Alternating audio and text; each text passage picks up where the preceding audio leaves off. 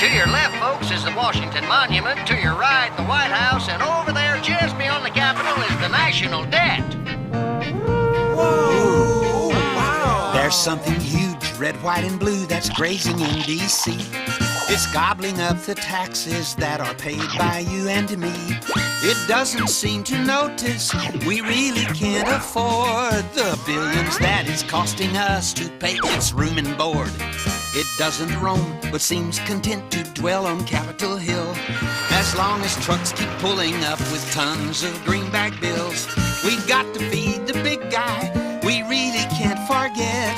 It has an awesome appetite, Tyrannasaurus debt. The debt was born in 1790 when our new government took over $75 million the colonies spent in the Revolutionary War. We've got to feed the monster so it doesn't get upset.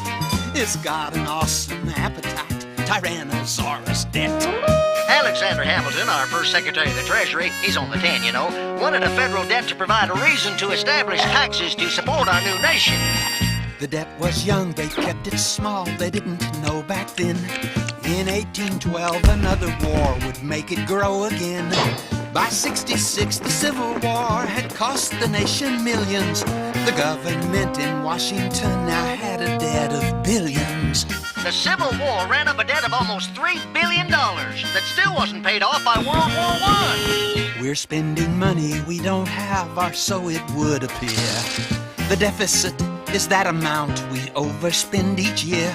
Though congressmen and senators make vows to cut its size, despite their honest efforts, the debt just seems to rise. Now the debt's over $5 trillion and still growing. A balanced budget would be great to spend within our means and stop the monster in its tracks before we bust our seams. It feeds on just the interest. Its appetite is whet. It never ever stops to rest. Tyrannosaurus debt. And this is the U.S. Treasury. It sells treasury bonds, bills and notes, and savings bonds to finance the debt. The U.S. government promises to pay the owner interest plus the value of each bond at a future date. We've got to try to tame the debt and bring it down to size. To let it grow unchecked like this is certainly unwise. The debt's a monster problem that we really can't ignore. I guess we should be grateful that it's not a carnivore. We got to keep on servicing our trillion-dollar pet.